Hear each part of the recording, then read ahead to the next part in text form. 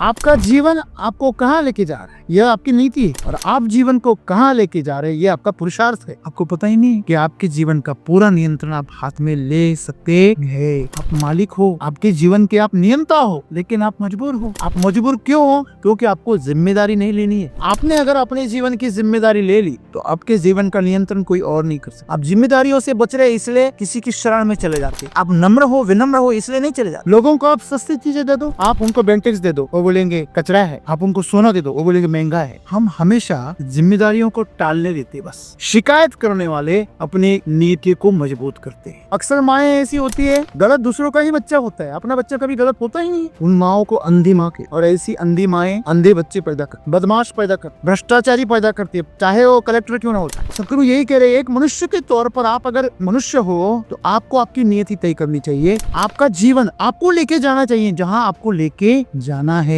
उसकी कीमत आपको चुकानी चाहिए। मन कहता है, शरीर कहता है, अरे अपने को तो सोना चाहिए लेकिन बेंटेक्स की भाव भी चाहिए। अपने को देसी गाय का घी चाहिए लेकिन डालडे के भाव में चाहिए। हमें मोटरसाइकिल चाहिए लेकिन साइकिल की भाव में चाहिए। हम कीमत नहीं चुकाना चाहते। तो मैं कोशिश करता हूँ लेकिन फिर भी मुझे उसमें सफलता प्राप्त नहीं हो। मैं पैसे कमाने की बहुत कोशिश करता हूँ लेकिन मेरे से कमाई नहीं जाती। बहुत बड़े धोखे में। क्या वाकई आपके पास में उसका सोल्यूशन नहीं है? अगर आपको गलती से उसका हल मिल गया ना तो आप ढीले पड़ जाते, क्योंकि करना नहीं है। ध्यान करने वाला, योगासन करने वाला, जल्दी उठने वाला अगर गलती से बीमार हो गया, उसको अटैक आ गया, उसको वो अस्पताल में चला गया, बोलते ये इसलिए नहीं करता, उससे कुछ नहीं, ये इतना चारबाजी। खराब नारियल आप खरीद के नहीं लाते घर पे, हेलो, हाँ, वो निकल जाता है, वो बात अलग है। फिर हम कहते वो पावन हो, बड़े होशियार, बड़े चारबाज है। जो सड़ गया वो पावन हो गए, फिर उसका रस बना के क्यों नहीं पीते? हम चारबाज है बड़े। अगर सड़ा हुआ नारियल निकले तो हमें वापस नया नारियल फोड़ना, हम उसी को कहते पावन हो गए। मन बड़ा चारबाज, क्योंकि आप नई कीमत चुकाना नहीं चाहते ना। इस प्रकृति ने आपको मनुष्य बनाया, हमें मनुष्य क्यों बनाया? फिर वापस जानवर बनने के लिए, वापस पशु बनने के लिए, वापस पत्थर बनने के लिए। बहुत सारे लोग इन्होंने अपने जीवन को पत्थर बना दिया। कोई गालियां दो,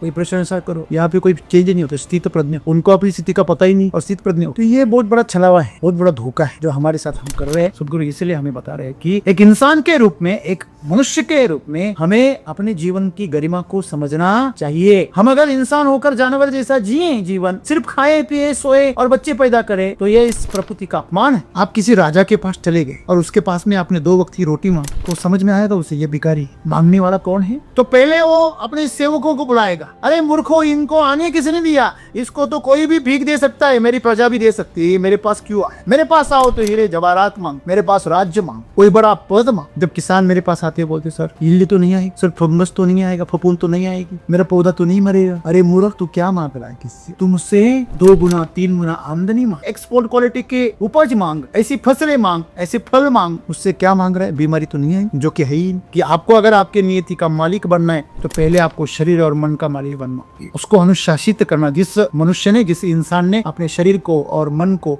अनुशासित किया, उसको नियंत्रित रखा, अपना गुलाम बनाया, वह पुरुषार्थ करता है। वही अपने जीवन को जहाँ चाहे वहाँ लेके जा सकता। मैं आपको अंतिम बात कहूँ, हम हर कदम हर पल यही चाहते हैं कि हमारा जीवन कैसा हो? समृद्ध हो, हमारे जीवन में खुशियां हो, हमारे जीवन में समृद्धि हो, हमेशा आनंद रहे, हमेशा उत्सव रहे, हमारे सपने पूरे हो। तो आपको आपके जीवन को खुशियों की तरफ लेके जाना चाहिए, स्वास्थ्य की तरफ लेके जाना चाहिए। अगर आपका ये उद्देश्य के बारे में आप संकल्पवान है, अड़िग है, और आप उसके लिए कितनी भी, चाहे शरीर को और मन को कितनी भी तकलीफ सहने क्यों न पड़े, ऐसे आप एक बार अगर आपने संकल्प किया, तो वादा किया खुद के साथ, तो आप जिस तरह आपका जीवन चाहते हो उस तरह हो पहुंच जाए। पैसा, मैं तो हमेशा कहता हूँ आपको, पैसा कमाना बहुत छोटी बात है। अभी समझो, पहले लोग पैदल चलकर कितने लंबे जाते थे। समझो काशी चला गया तो उसका अंतिम संस्कार करके भेजते, पता नहीं आएगा कि। आप सुबह काशी चले गए, शाम को वापस आ। इतना ये जो टेक्नोलॉजी है, इसने हमारे जीवन को क्या बनाया?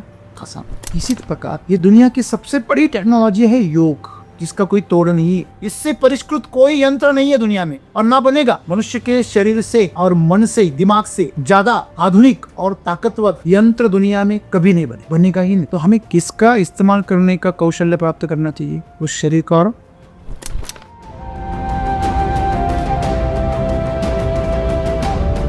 अगर जीवन में हमें कुछ करना है या कुछ पाना है, उसके लिए हमें लक्ष्य ही प्राप्त करना पड़ता है या परिस्थिति के अनुसार हमें चलना चाहिए। अगर जीवन आपको कहाँ ले जाएगा, हमें जीवन के हिसाब से जीना चाहिए, या जीवन में कुछ एक लक्ष्य प्राप्त करके, या सिर्फ जीवन चल रहा है चलने दे। हमारे जीवन में मतलब कौन सी चीज़ों के लिए हमें टैकल करना चाहिए, और वो टैकल करते समय हमें किस चीज़ों पर ध्यान दे रखते हैं।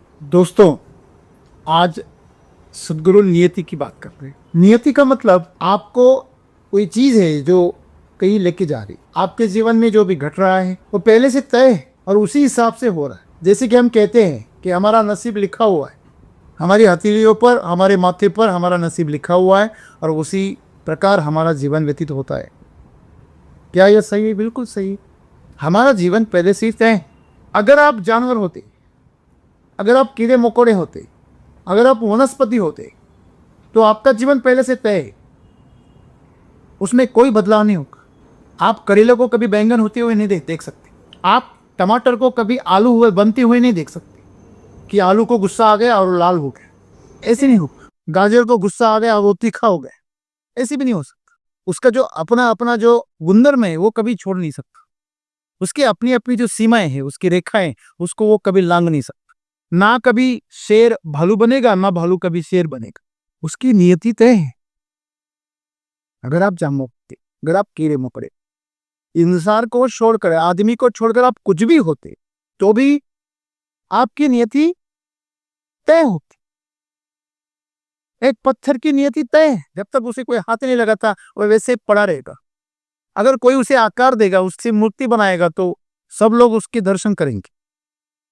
अगर पत्थर किसी मूर्तिकार के हाथ में चला गया तो सब लोग उसका सम्मान करेंगे। वही पत्थर अगर किसी कारीगर के हाथ में चला गया तो उससे कुछ बनाएगा, वो चीज बनाएगा, वो इस्तेमाल में आएगा। वही पत्थर मूर्ति बनाता है, वही पत्थर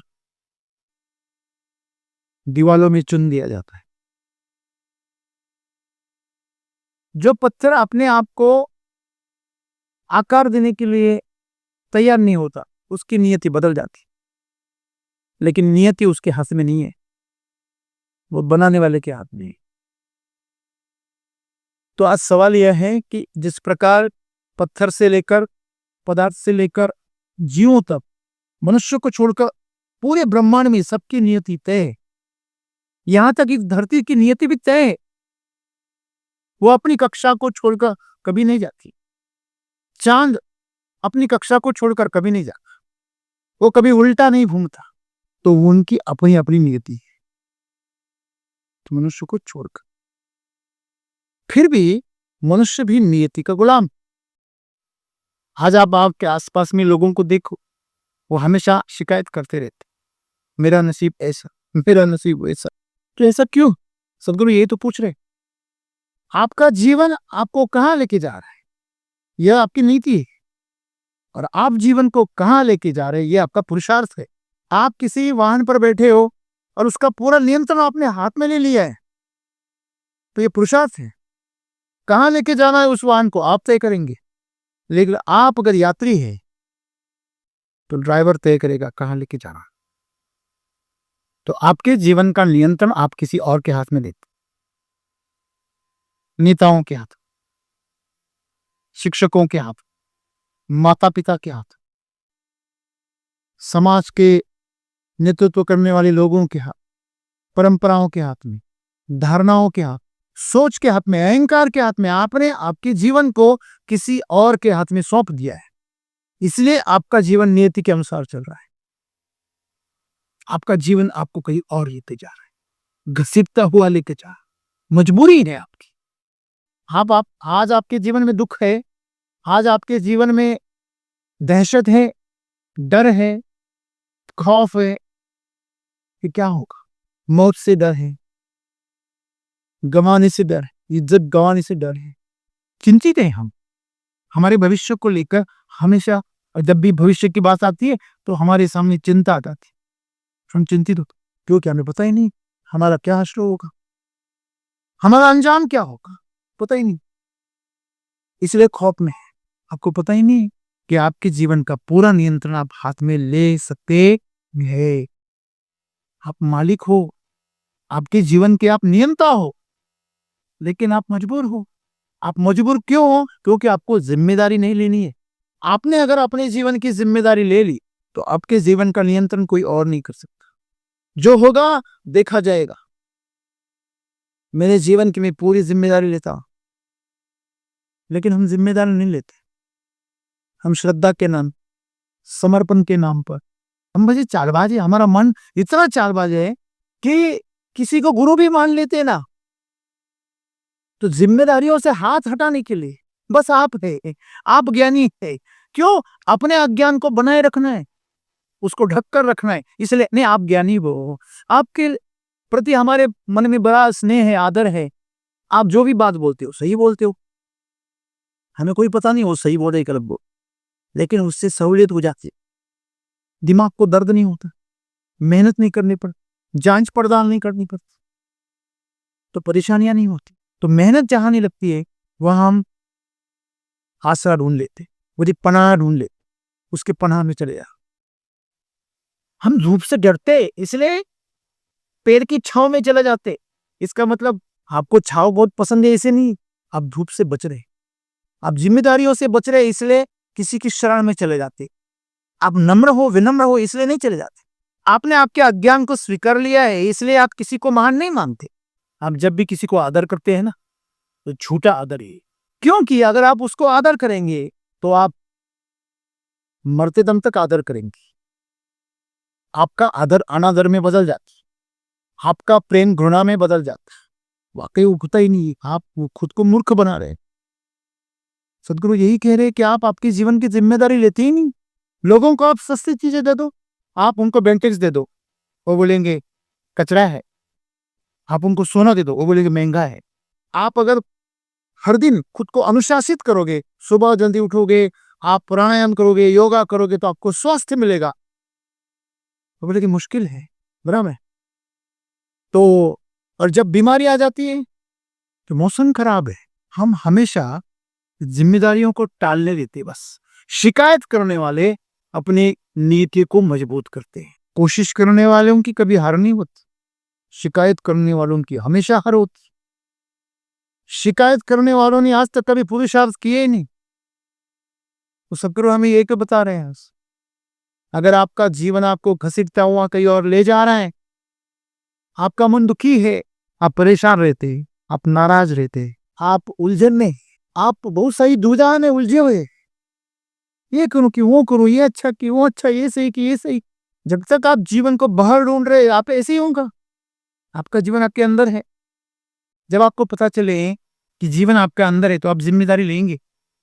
एक स्कूल में एक विद्यार्थी की एक महिला ने शिकायत की, वो प्रिंसिपल के पास चले गए, प्रिंसिपल ने उन विद्यार्थियों को बुलाया जिन्होंने बच्चियों की छेड़ निकाली थी, उनको परेशान किया था, तो प्रिंसिपल ने उनके सामने उन बच्चों को डांटा, अगली बार अगर आपने ऐसा कुछ किया तो मैं आपके माँ बाप को बुला लूंगा यहाँ पे और उनसे आपकी शिकायत करूंगा इसी प्रिंसिपल को, ये आपको आखिरी वार्निंग है। जब वो महिला उठी और पलटी तो जो उस विद्यार्थियों में प्रमुख था जिसने ये गलती की थी, उसका चेहरा अचानक से बदल गया और वो नीचे देखने लगा, शर्मिंदगी के मारे वो पानी पानी हो गया। प्रिंसिपल को समझ में नहीं आ रहा ये क्या हो गया, मैं इतने अभी डांटा, इतना उसको बोला, उसको शर्म नहीं दिखी, अभी ये एक सेकंड में ऐसा क्या हो गया। इस महिला को देखकर ये शर्मिंदगी के मारे पानी पानी क्यों हो गया, इसकी नजरें नीचे क्यों झुक गई। वो लड़का मुश्किल से ऊपर नजर निकाल के बोला, माँ आपने मेरी शिकायत की? तो वह उस लड़के की खुद माँ थी जो अपने की बेटे की शिकायत करने आए। प्रिंसिपल भी हक्का बक्का रहेगी, अगर माँ ऐसी होगी तो बच्चे को संस्कार लगेंगे, वो अनुशासित होगा क्योंकि वो जिम्मेदारी ले रही है। अक्सर माएँ ऐसी होती है, गलत दूसरों का ही बच्चा होता है, अपना बच्चा कभी गलत होता ही नहीं है। उन माओ को अंधी माँ कहते, और ऐसी अंधी माएँ अंधे बच्चे पैदा करती, बदमाश पैदा करती, भ्रष्टाचारी पैदा करती है, चाहे वो कलेक्टर क्यों ना हो जाए। जिम्मेदारी लेने को क्या, आपका जीवन आपको घसीट के लेके जा रहे, वही कलेक्टर जो भ्रष्टाचार सीख गया है वो माँ को पहचानने से इनकार कर देता है, ये मेरी माँ नहीं है, ये गांव में हमारी खेती संभालने वाले मजदूर है। हिसाब के साथ क्यों होता है? क्योंकि नियति आपने होने दी, जितना गिर सकते थे वो गिर गए। गिरने के लिए कोई मेहनत नहीं करनी पड़ती, आपको नीचे गिरना है कोई मेहनत करनी पड़ती है, खड़ा रहने के लिए मेहनत करनी पड़ती, ऊपर चढ़ने के लिए मेहनत करनी पड़ती। सदगुरु यही कह रहे हैं, एक मनुष्य के तौर पर आप अगर मनुष्य हो तो आपको आपकी नियति तय करनी चाहिए। आपका जीवन आपको लेके जाना चाहिए, जहां आपको लेके जाना है उसकी कीमत आपको चुकानी पड़ेगी। हम बहुत जल्दी बह जाते हैं क्योंकि हमें जिम्मेदारियां नहीं चाहिए। हमारा मन हमारे साथ छुड़ावा करता है। हम चाहते हैं लेकिन उसकी कीमत नहीं चाहते। चलो, हम हर चीज चाहते हैं, सर्वश्रेष्ठ चीज चाहते हैं, लेकिन उसके लिए सर्वश्रेष्ठ कीमत चुकाने की तैयारी वो हमें महंगा लगता है, वो हमें मुश्किल लगता है। मन कहता है, शरीर कहता है, अरे अपने को तो सोना चाहिए लेकिन बेंटेक्स की भाव भी चाहिए। अपने को देसी गाय का घी चाहिए लेकिन डालडे के भाव में चाहिए। हमें मोटरसाइकिल चाहिए लेकिन साइकिल की भाव में चाहिए। हम कीमत नहीं चुकाना चाहते। हमें जीवन में चरित्र चाहिए लेकिन उसके लिए जो अनुशासन चाहिए, जो संकल्प शक्ति चाहिए, वो हम चुकाने के लिए तैयार नहीं। फिर हम दिखा देकर चरित्र निर्माण कर। लोग जब अपने चरित्र को नहीं संभाल सकते, वो अपने चित्र को संभालने लगते हैं। अक्सर लोग अपने चित्र को संवारते हैं, उसको सुंदर बनाने की कोशिश कर। मोबाइल कंपनियों को भी पता चला है आपका ये सब, वो भी चालबाज हो गए। खुद अपनी सेल्फी निकलते, अलग ही निकलते, इस मोबाइल से मेरा फोटो अच्छा आता है। लोग महंगे वाले मोबाइल क्यों खरीदते हैं? इससे मेरा फोटो अच्छा। उस मोबाइल में भी अभी एक ऑप्शन है ओरिजिनल, वो भी कहता है ये नेचुरल है। शायद ही कोई नेचुरल मोड पे फोटो निकाल। इतना डरे डरे रहते क्यों? हम इतना डरे क्यों है? हम खुद की जो पहचान से, खुद जो असली हमारी पहचान है उससे हम डरते क्यों है? क्योंकि हम नियति से डरते हैं। जो नियति आपके हाथ में होनी चाहिए, आपके हाथों की कठपुतली होनी चाहिए, जो आपकी गुलाम होनी चाहिए, आप उसके गुलाम हो। वजह क्या है? आप होश में नहीं है। हम साधना नहीं चाहते, हम तप नहीं चाहते, हम तपना नहीं चाहते। आपको पता है अगर किसी भी चीज को आपको ज्यादा दिन तक रखना है तो उसे सुखाना पड़ता है।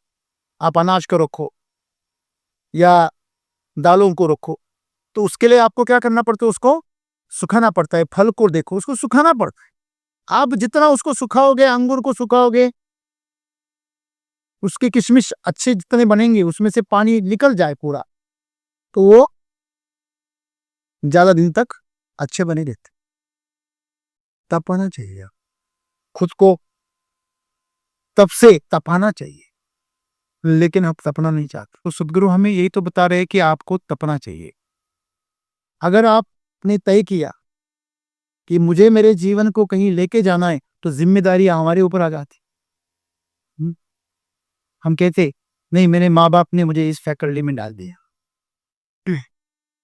मेरे माँ बाप का सपना था, मैंने मेरे माँ बाप की मर्जी को संभाला। जब आप परेशान हो जाएंगे, आप दुखी हो जाएंगे, आप बर्बाद हो जाएंगे, क्या वो सुखी हो जाएंगे? आपके माँ बाप आपको बर्बाद होते हुए, आपको निराश होते हुए जब आप आत्महत्या करते हो, उनकी बात सुनकर जिस करियर में चले जाते हैं, जिस क्षेत्र में चले जाते हैं, वहां आप परेशान होकर आत्महत्या करते हैं, तो क्या आपके माँ बाप खुशियों से नाचते हैं? नहीं, उनको भी आपकी क्या चाहिए? खुशियां चाहिए। वो तो माया के मोह के जाल में फंसे हुए बेचारे। तो आपको आपकी नीति को तय करना है कि मेरी नीति कहाँ जाएगी। अगर नहीं गई तो आपने मनुष्य होकर इस प्रकृति का, इस ईश्वर का अपमान किया है, घोर अपमान कर रहे हैं। अरे जिम्मेदारी तो लो। न राम बन सके, रावण तो बनो। आप सुनकर हैरान हो जाओ, आप क्या कह रहे हो? कुछ तो बनो, न इधर के न उधर के, बीच वाले मत बनो। आज सबसे परेशानी बीच वालों की वजह से, जो अपने इरादे को स्पष्ट नहीं। किसी ने पूछा मुझे कि सर अगर मेरी मंजिल ही तय नहीं है तो जीवन जहां जा रहा है वहां जाने। वही तो सदगुरु बता रहे, आपको पुरुषार्थ करना है, आपको जीवन को कहीं लेके जाना है। कोशिश में आप असफल भी हो सकते हैं, कोशिश में आप राम छोड़कर रावण भी बन सकते हैं। बनने तो राम के हाथों से ही मरेंगे, चिंता मत करो, लेकिन पुरुषार्थ करो। इसकी कोई गारंटी नहीं है कि आप जीवन को हाथ में लेंगे। आपके जीवन को किसी और लेके जाने के लिए आप कोशिश करेंगे तो आप उसमें सफल ही होंगे, इसकी कोई गारंटी नहीं है। लेकिन इसकी गारंटी तो है ना, आपने कुछ किया, आपने प्रयास तो किया, आपको जो कुछ मौका मिला उसका आपने कुछ इस्तेमाल किया। आपको पता है, आपको कुछ भी मिला, पैसा मिले, वक्त मिले, आपको शक्ति मिले, उसको शायद आप क्या करो, कम से कम इस्तेमाल करो। उसका अच्छा इस्तेमाल भी हो सकता है, बुरा भी हो सकता है, लेकिन आप उसे अगर इस्तेमाल नहीं करोगे, आप उसका संचय नहीं करोगे तो वो वेस्ट चला जाएगा। या तो इस्तेमाल करो या आप उसको इन्वेस्ट कर। आज आपके पास में वक्त है, आपको उसका खुद के लिए कोई काम नहीं नजर आ रहा तो किसी और के लिए इस्तेमाल कर। आओ मैं तुझे हेल्प कर, आपकी थोड़ी सहायता करूं, मेरे पास वक्त है वो मैं आपको दूं। जब आपके पास एक्स्ट्रा का टाइम आ जाता है ना, तो अक्सर महिला जो है टीवी देखती, गप्पे मारती, महिला मंडली की मीटिंग लेती और उस मीटिंग में बड़े गंभीर गंभीर विषय हो, किसी का कौन भाग गया, किसके साथ गया, किसका चक्कर किसके साथ है। बीबीसी न्यूज है, उनके पास भी ये खबरें ना हो, इतनी खबरें उनके पास, लेकिन वो घर में कोई नया व्यंजन तैयार करे, घर में नया सुंदर सा कोई नक्श काम करे, अपने घर में बच्चों को संस्कार दे, उनके साथ खेले, जिनको आपकी जरूरत है उनकी सेवा करे, बड़ों की, अपने घर को और सुंदर बनाए, व्यवस्थित बनाए। इसके लिए उनके पास कोई वक्त नहीं है। लेकिन गप्पे मारने के लिए फिर तो एक हाथ में मोबाइल, एक हाथ में यहाँ वो रोटियां सेक रहे। कभी कभी रोटियां, जो बर्तन में रोटियां नहीं जाती, मोबाइल चला, समझ भी नहीं आ रहा, आपके दिमाग को समझ में नहीं आ रहा कि मोबाइल सेक रहा है या रोटियां सेक रही। इतने बुरे हालात है। मेरे पीछे में लगते लोग शांति करो शांति करो, इसलिए मेरे को अशांत कर रहे। शांति कराने वाले मेरे साथ शांति के लिए झगड़े कर रहे हैं, वो भी अशांत हो रहे हैं, मुझे भी अशांत कर। डॉक्टर के पास जाने के लिए खुद को जख्मी करना जरूरी है? आपको पता है, हम सोचते हैं कि नहीं, हमारे जीवन में बहुत तो समस्याएं हैं, बहुत मुश्किलें, और इसका हल ही नहीं होती। आप शुक्र मनाओ, वो हल नहीं होती। कम से कम एक सुकून तो होता है, इसका कोई हल नहीं है तो ढूंढते रहते। हेलो, आपके सामने समस्याएं हैं, कुछ चैलेंजेस है, वो आपके पास चुनौतियां होती है ना। क्या समझो, मेरा वजन कम नहीं हो रहा, मेरा दिमाग काम नहीं कर रहा, होता है हर किसी का। मैं प्रयास करता हूँ कि लोगों के सामने मैं भाषण दे दूं, मुझे भाषण देना नहीं आता। मेरे नौकरी में बातें करना बहुत जरूरी है, मुझे बातें करना नहीं आता। बहुत सारी चीजें होती है, हम प्रयास करते, शिकायत करते कि मुझे नहीं आता, तो मैं कोशिश करता हूँ, लेकिन फिर भी मुझे उसमें सफलता प्राप्त नहीं होती। मैं पैसे कमाने की बहुत कोशिश करता हूँ, लेकिन मेरे से कमाई नहीं जाती, बहुत बड़े धोखे में। क्या वाकई आपके पास में उसका सोल्यूशन नहीं है? अगर आपको गलती से उसका हल मिल गया ना, तो आप ढीले पड़ जाते, क्योंकि करना नहीं है। जब तक मिलता नहीं है ना, हो उसका हल मिलता नहीं है, जवाब मिलता नहीं कि ये करना है, तब तक सुकून मिलता है दिल को। नहीं, मुझे हल ही मालूम नहीं, इसलिए मैं नहीं करता। जिस दिन मालूम हो गया ना, उस दिन से परेशान हो जाते। नहीं रे, उससे कुछ नहीं होता, मुझे मालूम। आपको बोलो नहीं, सुबह उठो, योगासन करो, सुबह 5 बजे उठकर ध्यान करो, ऐसे करो, ऐसे। पहले तो उठती, पहले तो मालूम ही नहीं था, तब तक तो बहुत खुश में थे। अभी मालूम हो गया तो थोड़ा दुख होता है। लेकिन जब कोई ध्यान करने वाला, योगासन करने वाला, जल्दी उठने वाला अगर गलती से बीमार हो गया, उसको अटैक आ गया, उसको वो अस्पताल में चला गया, बोलते ये इसलिए नहीं करता, उससे कुछ नहीं, ये इतना चालबाज है। लोग बोलते हैं मुझे बड़ा सज्जन रहना है, बड़ा ईमानदारी से जीवन बिताना है, लेकिन जो ईमानदार है वही किसी घोटाले में पकड़ा जाता। बोलते इसलिए हम ईमानदार नहीं देते, क्योंकि ईमानदार को उठा लेते। तो सीधी लकड़ी ही हमेशा उठाई जाती है, हमेशा याद रखिए। टेढ़ी टूढ़ी लकड़ियों को कोई नहीं उठाता, वो बाजू में हटाई जाती। आपको घर बनाना है तो आप कैसी लकड़ियाँ लो? खराब नारियल आप खरीद के नहीं लाते घर पे। हेलो, हाँ, वो निकल जाता है, वो बात अलग है। फिर हम कहते वो पावन हो, बड़े होशियार, बड़े चालबाज है। जो सड़ गया वो पावन हो गए, फिर उसका रस बना के क्यों नहीं पीते आप? तुम चालबाज है बड़े। अगर सड़ा हुआ नारियल निकले तो हमें वापस नया नारियल फोड़ना चाहिए, हम उसी को कहते पावन हो गए। मन बड़ा चालबाज, क्योंकि आप नई कीमत चुकाना नहीं चाहते ना। लोग बड़ी दया करते हैं ऐसे लोगों की, जिनके जीवन में बड़ी मुश्किलें होते हैं, जिनके जीवन में बड़ी परेशानियां होती है। यह एक राजनीति है, हमेशा याद रखिए, ये इंसानियत नहीं। आप जंगल में चले जाना, कमजोर प्राणी के पहले शिकार होती है। अगर सैलाब आ जाए ना, तो कमजोर नावें डूब जाती है, टूट फूट जाती है। अगर तूफान आ जाए, जिसके जड़ें कमजोर है, वो पेड़ गिर जाते हैं। मैं उल्टा कहूँ, उनको गिराने के लिए ही तूफान आता है। बीच में कोरोना आया, कमजोर लोगों को उठा के लेके गए। हमें मौका मिला है, हम शुक्रगुजार होना चाहिए। हम खुद को समर्थ बनाएं, खुद को शक्तिशाली बनाएं, यही चाहता है ईश्वर, चाहता है, ये प्रकृति चाहती है, और हमारा जीवन भी वही मांग रहा है। आप उसे सही दिशा में लेके जाओ। इसलिए तो इस प्रकृति ने आपको मनुष्य बनाया। हमें मनुष्य क्यों बनाया? फिर वापिस जानवर बनने के लिए, वापिस पशु बनने के लिए, वापिस पत्थर बनने के लिए। बहुत सारे लोग इन्होंने अपने जीवन को पत्थर बना दिया है। कोई गालियां दो, कोई प्रशंसा करो, यहाँ पे कोई चेंज नहीं होता। स्थित प्रज्ञ, उनको अपनी स्थिति का पता ही नहीं, और स्थित प्रज्ञ हो। तो ये बहुत बड़ा छलावा है, बहुत बड़ा धोखा है जो हमारे साथ हम कर रहे हैं।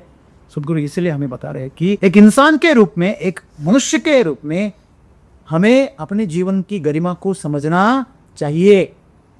हम अगर इंसान होकर जानवर जैसा जिए जीवन, सिर्फ खाए पिए सोए और बच्चे पैदा करें, तो ये इस प्रकृति का अपमान है।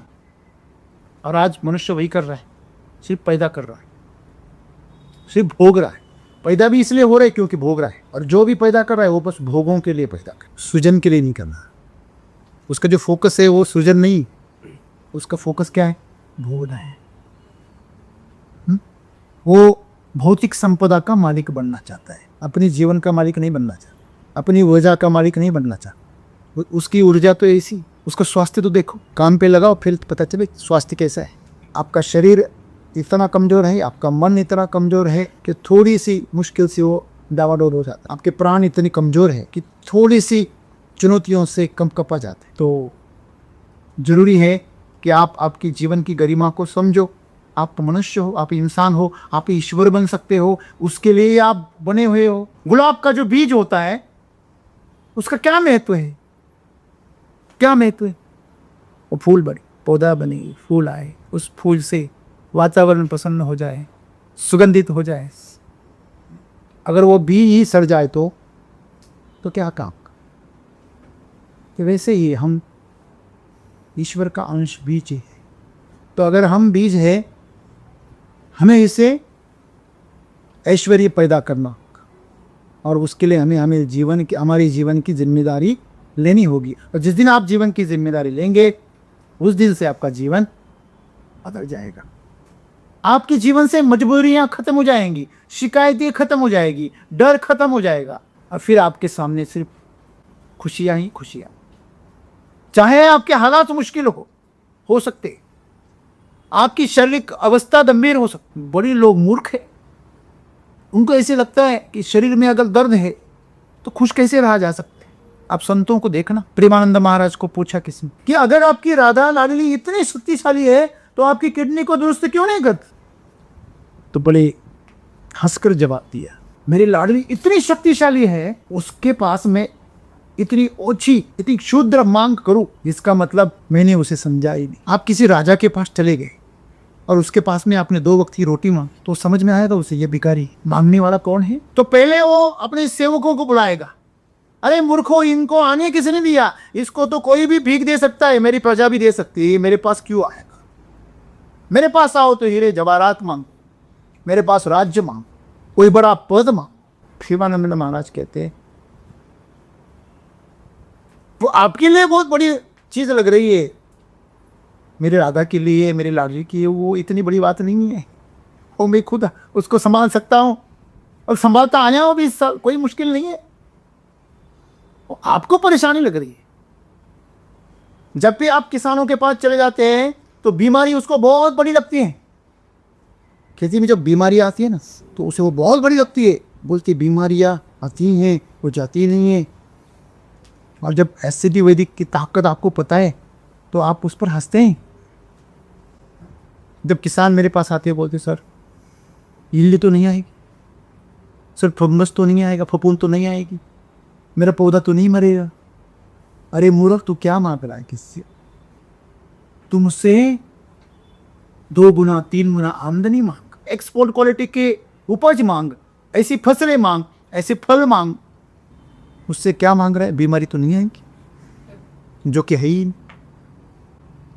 सूरज को पूछ रहा है अंधेरा तो नहीं हो जाएगा, पानी से पूछ रहा है प्यास तो नहीं लगेगी।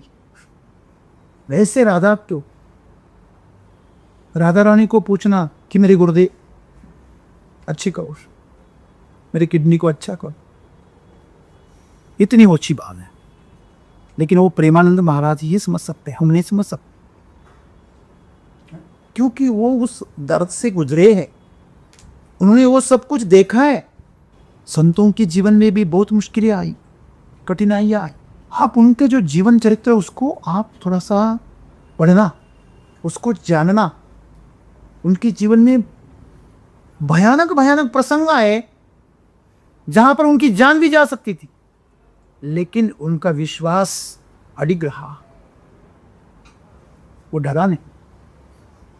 उनका जीवन कहीं और लेके जाना चाहता था उनको, लेकिन वो गए नहीं। उन्होंने अपना संकल्प छोड़ा नहीं, अपने जीवन को उसी तरफ लेके आए जहां उनको लेके आना था। इसीलिए जिस रास्ते पे चले हैं उस रास्ते पे खुद को बनाए रखना, चाहे आपको नियति कहीं भी खींच सकती है, आपको प्रलोभन दे सकती है, आपको भटका सकती है। आपका मन नियति का शस्त्र है, हमेशा याद रखिए। आपका जो मन है वो बहुत जल्दी नियति के अधीन हो जाता है। आपका शरीर नियति के अधीन है, इसलिए इन दोनों से सावधान रहना। यह आपके साथ रहता है, आपका होने का नाटक करता है और आपको ही घसीटता है। तो ये दो है जो आप उनका अगर सही इस्तेमाल नहीं करोगे, अनुशासित नहीं करोगे, तो वही आपके जीवन को खत्म कर देंगे। तो इनकी बातों को सुनना, लेकिन इससे डरना नहीं। इस तरह सदगुरु कहते हैं कि आपको अगर आपके नियति का मालिक बनना है तो पहले आपको शरीर और मन का मालिक बनना होगा, उसको अनुशासित करना। जिस मनुष्य ने, जिस इंसान ने अपने शरीर को और मन को अनुशासित किया, उसको नियंत्रित रखा, अपना गुलाम बनाया, वह पुरुषार्थ करता है और वही अपने जीवन को जहाँ चाहे वहाँ लेके जा सकता है। मैं आपको अंतिम बात कहूँ, हम हर कदम हर पल यही चाहते हैं कि हमारा जीवन कैसा हो, समृद्ध हो, हमारे जीवन में खुशियाँ हो, हमारे जीवन में समृद्धि हो, हमेशा आनंद रहे, हमेशा उत्सव रहे, हमारे सपने पूरे हो। तो आपको आपके जीवन को खुशियों की तरफ लेके जाना चाहिए, स्वास्थ्य की तरफ लेके जाना चाहिए। अगर आपका ये उद्देश्य के बारे में आप संकल्पवान हैं, अड़िग है, और आप उसके लिए कितनी भी, चाहे शरीर को और मन को कितनी भी तकलीफ सहने क्यों ना पड़े, ऐसे आप एक बार अगर आपने संकल्प किया, तो वादा किया खुद के साथ, तो आप जिस तरह आपका जीवन चाहते हो उस तरह हो जाए। पैसा, मैं तो हमेशा कहता हूँ आपको, पैसा कमाना बहुत छोटी बात है। अभी समझो, पहले लोग पैदल चलकर कितने लंबे जाते थे। समझो काशी चला गया तो उसका अंतिम संस्कार करके भेजते, पता नहीं आएगा कि। अब सुबह काशी चले गए, शाम को वापस आ। इतना ये जो टेक्नोलॉजी है, इसने हमारे जीवन को क्या बनाया, आसान। इसी प्रकार ये दुनिया की सबसे बड़ी टेक्नोलॉजी है योग, जिसका कोई तोड़ नहीं है। इससे परिष्कृत कोई यंत्र नहीं है दुनिया में, और ना बनेगा। मनुष्य के शरीर से और मन से, दिमाग से ज़्यादा आधुनिक और ताकतवर यंत्र दुनिया में कभी नहीं बनेगा, बनेगा ही नहीं। तो हमें किसका इस्तेमाल करने का कौशल्य प्राप्त करना चाहिए, उस शरीर का, और हम उसको छोड़कर बाकी सब का इस्तेमाल।